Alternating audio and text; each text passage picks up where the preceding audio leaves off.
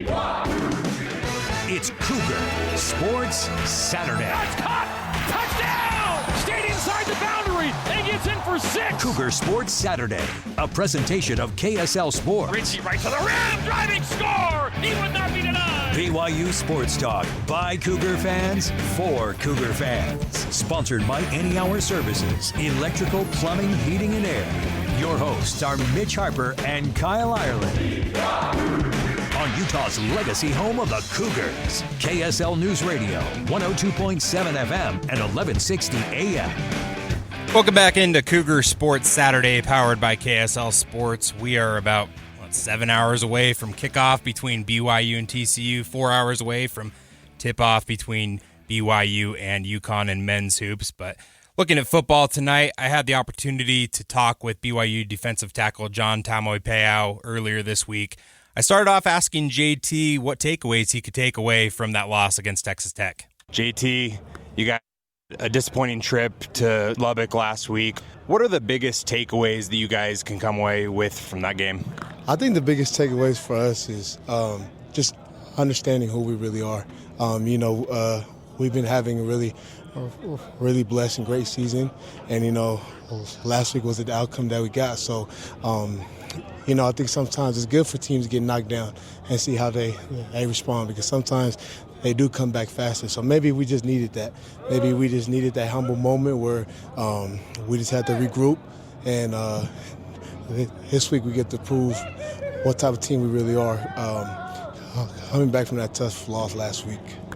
Do you feel like it was a matter of execution? The game plan was okay, but you guys just didn't, live up to what the prep was heading into that game? Obviously, coming off a bye week as well. Yeah, obviously, man, there's no excuse. No excuse, man. We took that loss. But honestly, man, it's just on us, Nothing really special they did.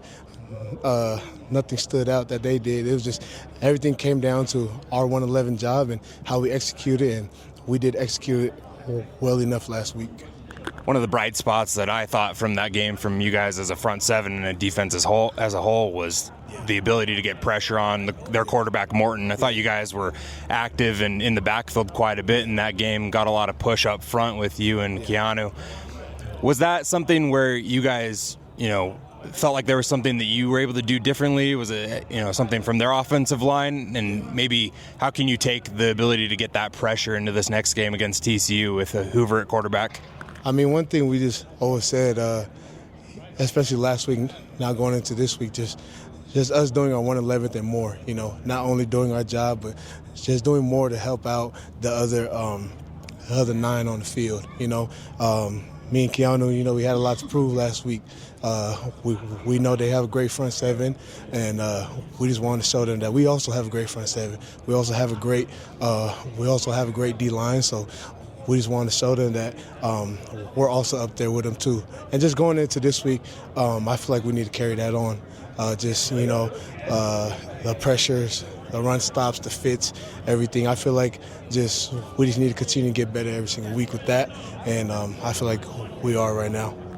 It seems like every week in the Big 12, there's always a high-powered offense that you guys are facing, good quarterback play, and that's no different this week with Josh Hoover. What have you seen so far from your game prep about Josh Hoover and maybe their offense as a whole that you guys need to attack? Oh man, they're very explosive offense. They have a lot of athletes that can make plays. They're fast. They have a good old line that works together. And, of course, man, they have a really good quarterback. Not a good quarterback, but they got a great quarterback. So we understand our job with him and understand what he can do and how he can impact the game a lot by just his arm. And we know he's a sling gunner, so, we're going to try to slow him down and stuff. And we're going to have some surprises for him in the backfield.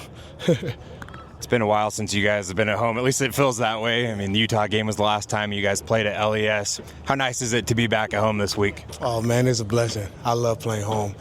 Just the environment, the atmosphere, having all the family and friends and, the rock in the crowd, man. Playing in that stadium is nothing different. Last time we played TCU, we was at their home field, so now they get to come to us. So we're going to see how they control that environment, how they control our fans and stuff. But I know they're going to have fun. But, man, they're super happy to be home. You guys fell to 12th in the college football playoff rankings this week. Last year, suffered back-to-back losses. You knew what that experience was like and the disappointment that brought. How do you make it so that this little blip doesn't turn into what it did last year, where you guys were prevented from ultimately reaching your goal because of some unfortunate tiebreakers, but you guys still have the chance to make it to Arlington with these 3 games ahead of you? Obviously, we learned a lot from last year. Last year kind of the same thing happened, but this year I think we just we know how to focus not on the outside noise, whether it's good or bad news. I think we know we still have a 3-game season, and we have to finish to get back where we wanted to, and we just got to take it week by week. I know a lot of boys are excited, us to get back to them and stuff, but we understand what we have to do, what we have to work on every single week, and we got to earn it. So we're just taking it game by game now, and we'll see what happens. A couple last things for you, JT. Every season has, its unique storylines. You're obviously, new teammates each year and guys coming in with the portal and whatnot, freshmen, guys coming and going. But how do you and your teammates bond? Like, during the week, during these game, road trips, what have you guys found to build chemistry throughout this season? I've heard, Clash Royale, some of the game, games like that have been played. How have you and your defensive teammates bonded this season? Man, I think the biggest thing for us is food. Man, after class, after lift in the morning, you can always see all of us just sitting down eating somewhere. Like me and the boys, we just went to Nico's today, Nico's Pizza. We all just went over there, went to go eat lunch and everything and all that stuff. So I think the biggest thing that always brings us together is just food, and us going to sit down just allows us, just to be with each other, just to hang out with each other and stuff. So I'll say that's our biggest thing, at least for the big boys up front. We always going to eat. So, and then on away trips and stuff, man, the hotels are fun. We're very blessed to have Coach Kalani as a coach, and he believes in just letting us relax and having a lot of freedom during the games. So, just being at the hotel, being able to mess around with the boys a little bit, have to go play board games and stuff and all of that. We have a lot of freedom just to do some team bonding in the hotel, so our heads are not really stressed about the game and stuff. So he just allows us to do that stuff, and that's why we're so close. You had some Nico's Pizza, but if you had to choose your meal, if you had one meal to eat for the rest of your life, what are you going with? Oh, man, I'm going fried chicken and potato salad and rice. Yeah, that's my favorite meal. My mama always made it for me ever since I was a kid, and that's my number one meal. I'll eat that every day. Nice, I love it. Last thing for you.